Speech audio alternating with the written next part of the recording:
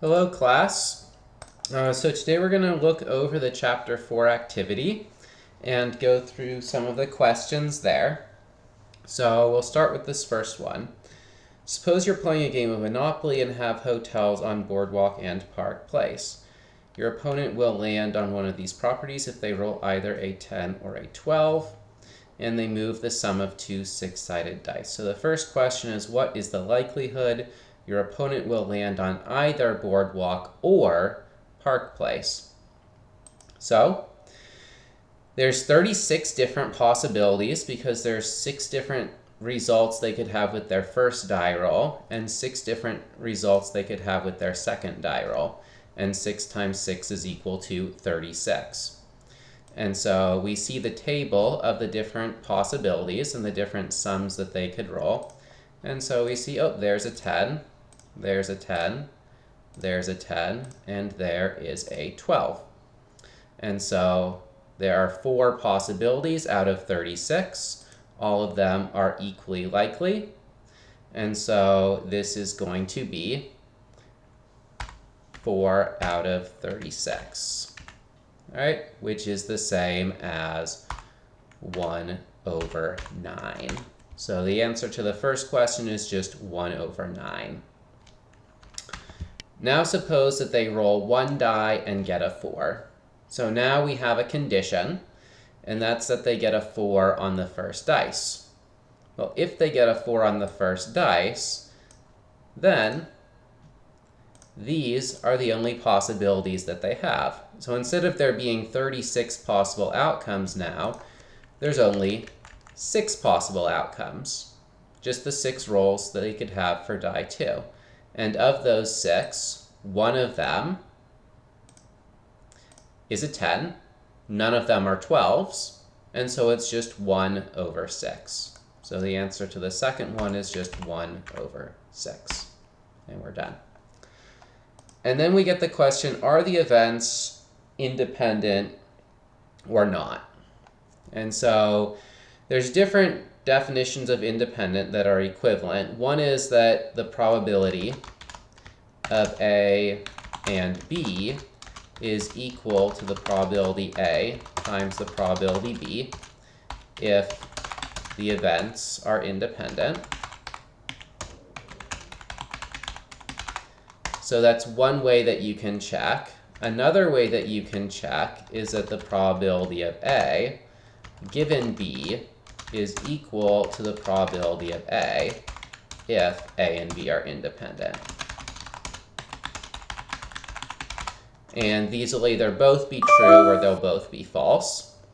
So in this case, if we look at the probability of a 10 or 12 total, given first is a 4, well, that was 1 over 6. Because if the first one is a 4, there's a 1 out of 6 chance.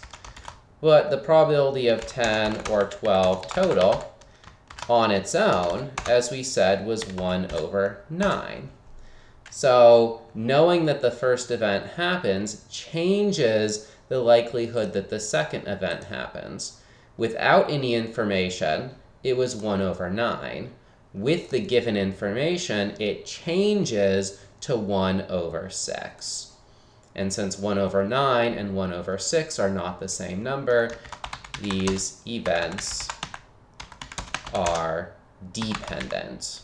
All right? They are not independent. And that's it.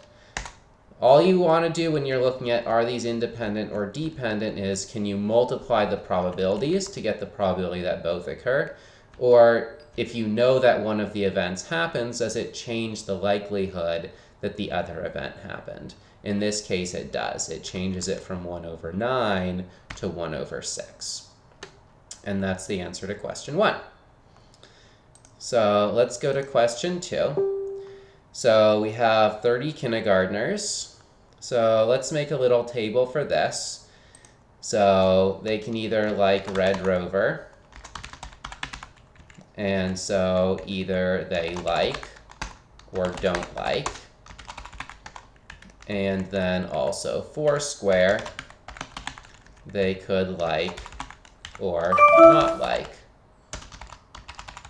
All right, and let's put the totals on here as well. See? So we know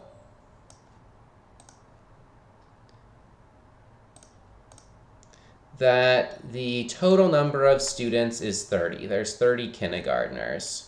All right, so I'm going to put a 30 there. And we know that there is 14 who enjoy playing Foursquare. So that means the total who like Foursquare is 14. We also know that the total who like Red Rover is 18. Because there's 18 who like Red Rover.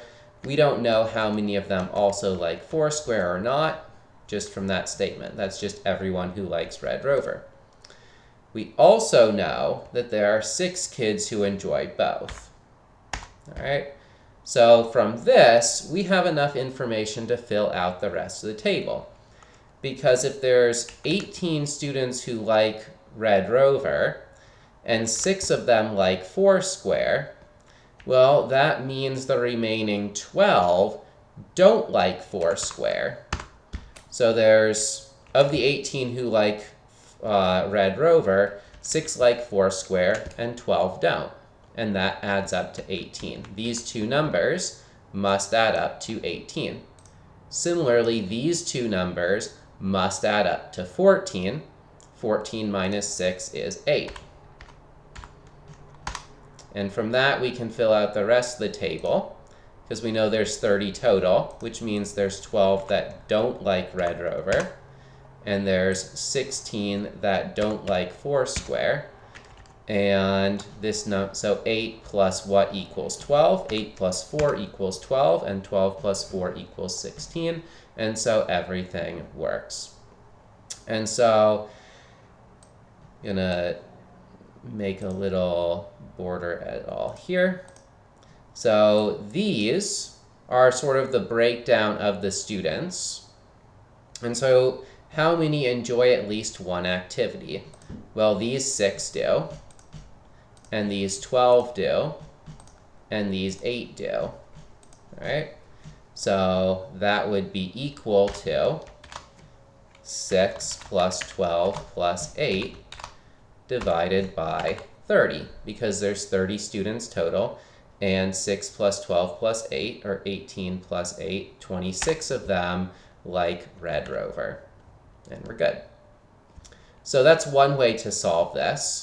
There's another formula that you may have seen, and that's that the probability of A or B is equal to the probability A plus the probability B minus the probability of A and B. And so if we want to look at it this way, we can say the probability of Red Rover or Foursquare. Well, the probability of Red Rover is 18 over 30, plus the probability of Foursquare is 14 over 30, minus the probability that they like both, which is 6 over 30, and that's equal to 26 over 30, which is the same answer that we got here, 26 over 30.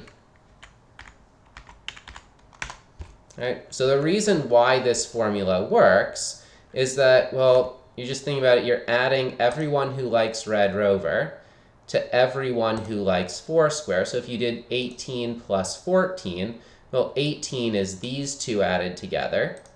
14 is these two added together, which means that that 6 got added twice instead of being added once. So you do a subtraction so that they're only counted once. You want to count them, but only once. And so once you've done that, you've got 26 out of the 30. And we're done. All right, so that's our answer to number 2. All right, question number 3. So say we draw 2 cards from a deck. What's the probability that both are spades? So we will do it by drawing the cards sequentially.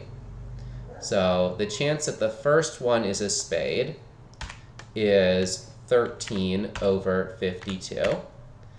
And if you draw a spade, there will only be 12 spades remaining out of 51 cards remaining.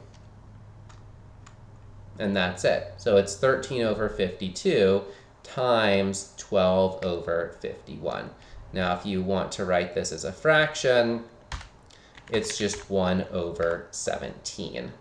So you can see 13 over 52 is just 1 over 4, and 12 over 51 can simplify as well to 4 over 17. The 4's cancel, and we're good.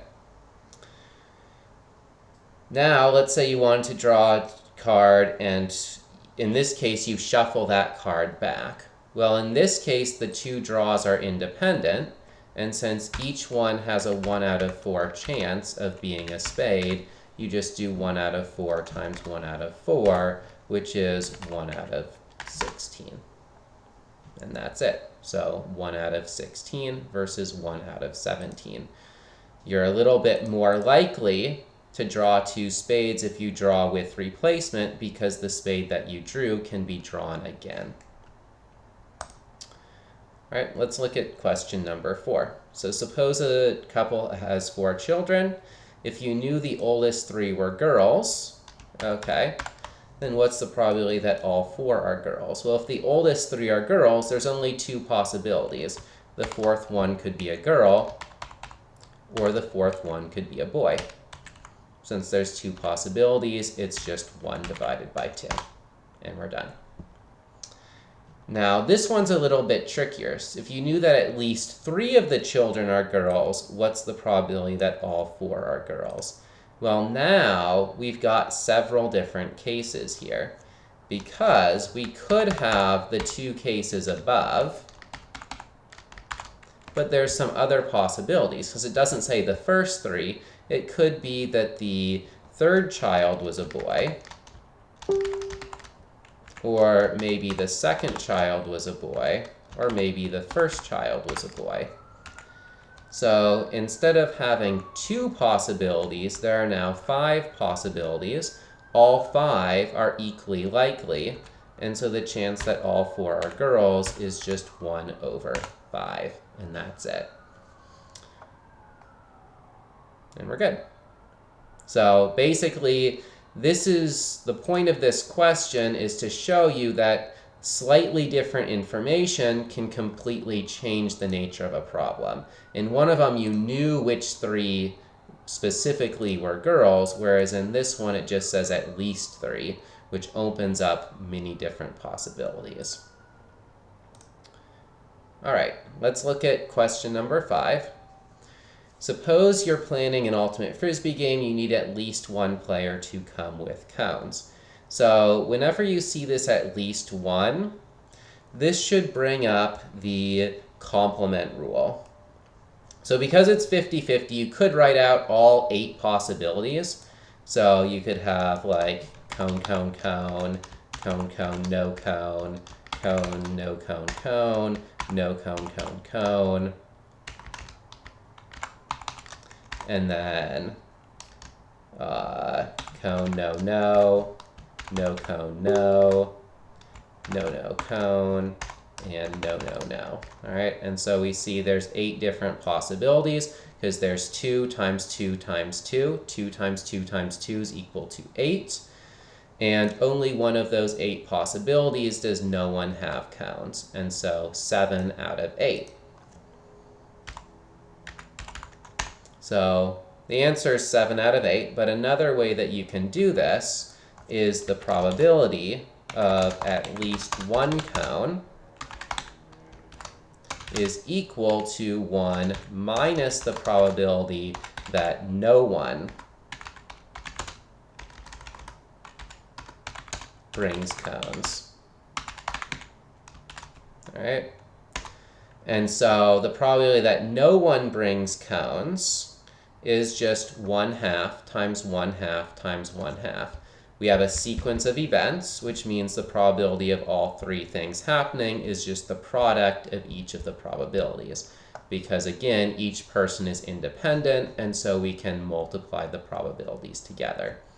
So this would just be equals 1 minus 0.5 times 0.5 times 0.5, because that's the chance of not bringing a cone. And that is the same as 7/8. So the complement rule is the one I really wanted to bring up, because in question 6, we've now changed the chance to 40%, and we want something more general. How many would you need to have at least a 90% chance of having cones? All right, so let's look at the number of people and the probability of cones. All right.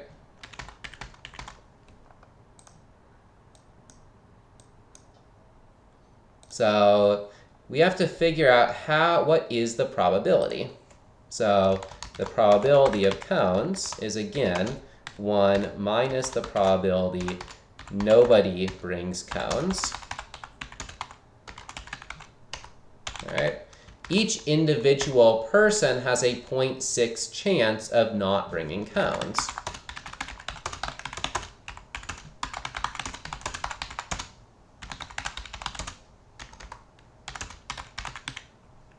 All right, so if we say, well, what's the chance that one person doesn't bring cones? Well, that would just be 1 minus 0.6. All right, what's the chance that 2 people don't bring cones? Well, that would just be 1 minus 0.6, and then times 0.6 again, because the first one doesn't bring cones, and the second one doesn't bring cones, and then 1 minus that is the chance that that doesn't happen, which means at least one of the people does bring cones. And we can actually make a formula out of this, because if you're thinking about 0.6, 0.6 times 0.6, 0.6 times 0.6 times 0.6, well, you can just write this as 0.6 raised to the n power. And so I'm just going to do this in the Excel. So I'm just going to do equals 1 minus 0.6 raised to the number of people who have been invited. And then we'll paste that formula down, and voila. So this is the chance that you get cones depending on the number of people. So as you see, the more people you invite, the greater the chances that you bring cones. You never reach 100% because it's always possible that no one brings cones, but the more people you have, the less likely that becomes. And so as we see, the answer ends up just being 5. So the intention of this problem was to just do guess and check until you figure out the number of people. There is a way to solve it using logarithms, but don't worry about that. It's simple enough to just do guess and check because the answer is only 5. And you can just type it in your calculator until you get one that's greater than 90%. Or really, getting 0.6 to the n being less than 0.1 is how I would do it. Just type in 0.6 times 0.6 and just keep hitting enter until you get a number less than 0.1, and you'll see that it's 5 times. And we're good. All right, so now this is the last one, Battlestar Galactica. So we've got a number to beat. And let's just look at the base chance with +2 and with reroll. All right, so 1, 2, 3, 4, all the way up to 8. All right, so the chance of getting at least a 1, well, you'll always roll at least a 1. The chance of getting a 2 or higher is 7 out of 8 because there are 7 out of 8 dice that are at least a 2. And you can just sort of go through this path. Oh, never mind. So this would then be 6 over 8, 5 over 8, 4 over 8, 3 over 8, 2 over 8, and 1 over 8. All right, there's a 1 out of 8 chance you roll an 8. There's a 2 out of 8 chance you roll a 7 or an 8. There's a 3 out of 8 chance you roll at least a 6, etc. All right. So if you have a +2 on your roll, well, the smallest number you could roll is a 3. So you're guaranteed to get at least a 3, which means you're also guaranteed to get at least a 2 or a 1. And then the same thing happens. You can just say, okay, so getting a 4, you really only need to roll a 2. To roll a 5 or higher, you really only need to roll a 3 on the dice. Regardless of what it is, you always have 2 extra numbers. And so it's just this chance plus an additional 2 out of 8, because there are 2 out of 8 rolls that will be boosted to what you need. All right, and so these are the probabilities that you have if you have a +2 on your roll. Now lastly, let's say that you get the opportunity to re-roll. All right, so in this case, remember we can use the complement rule again. So the probability of, so like let's say we're trying to get a 3. If you roll a 3 or higher, you're good. If you don't roll a 3 or higher, then you get a chance to re-roll. So really the only way that you don't beat a 3 is if you get less than 3 twice. So it's really what's the chance you get at least 1 3 or greater among 2 rolls. All right? So the probability of success is equal, I'll just say success within 2 rolls is equal to 1 minus the probability of fail squared, the probability of failing twice in a row. All right, so we can do a formula for that as well. So it equals, so 1 minus, and then the chance of failure would be 1 minus the chance of success, and then squared.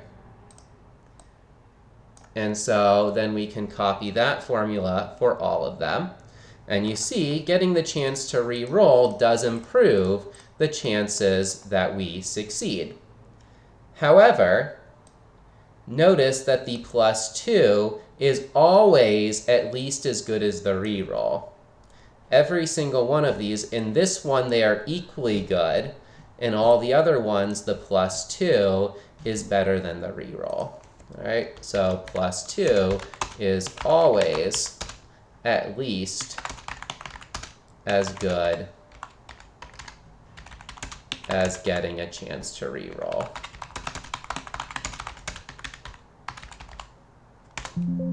All right, not sure why they're, whoopsie.